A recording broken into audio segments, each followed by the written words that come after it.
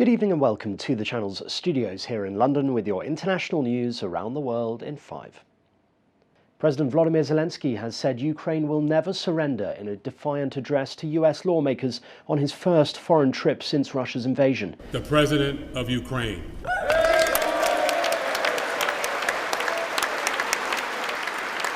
He was given a hero's welcome as he entered Congress.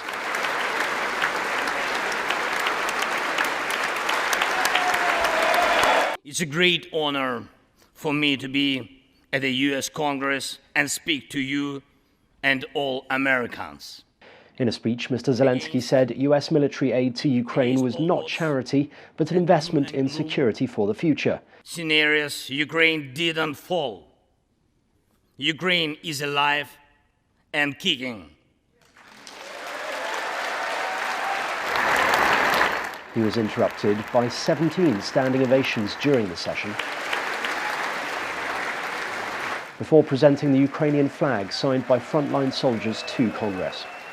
Afterwards, President Biden pledged a new $2 billion aid package and vowed to stick by Ukraine for as long as it takes. So I don't see any reason to believe there will be any lessening of support. And as we reach out to our NATO allies, our Secretary of Defense and our Secretary of State, we get continued support, not only there, but also from around the world, from Japan and many other countries as well.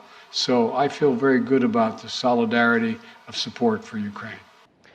A Russian former deputy prime minister has been injured after shelling hit a hotel in Russian-controlled area of eastern Ukraine. Dmitry Rogozin, who also once led the space agency, said he was hit above the shoulder blade. Another person is said to have been killed in the attack on the outskirts of Donetsk city. Mr. Rogozin is widely known for his anti-Western rhetoric and his support for the Russian invasion of Ukraine. Forecasters say a major winter storm sweeping the US this week may bring the coldest Christmas in 4 decades to parts of the country. The so-called once-in-a-generation cold snap, which began in the Pacific Northwest on Tuesday before churning east, will become what's known as a bomb cycle by Friday. The conditions are already causing accidents and travel disruption. Here, hundreds of passengers crowded the terminal in Chicago's Midway Airport. More than 90 million people are under winter weather alerts across 37 states. About 80% of the nation is set to experience sub-zero temperatures, including places as far south as Texas. Named Winter Storm Elliott, the Arctic blast is expected to deliver the coldest Christmas to the Midwest since the late 1980s. The Taliban have arrested 5 women taking part in a protest in the Afghan capital Kabul against the ban on women attending universities. A group of women marched near Kabul University chanting either everyone or no one and one for all.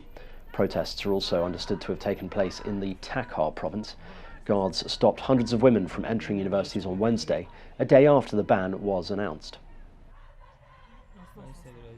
The moment a train struck a vehicle carrying a huge concrete beam causing a derailment has been caught on camera in Tennessee. Oh no. What a mess. Dramatic video captured by another driver shows the train blaring its horn before striking the truck. Local media reported the derailment of 3 locomotives and 10 cars. Officials say 2 people suffered minor injuries. Oh. And a Polish military railway company has built gingerbread cities as sets for Christmas this year, with buildings decorated in coloured icing and trains made of chocolate. The cities come complete with churches, houses, recreations of the medieval town halls, and other buildings such as a zoo and a castle.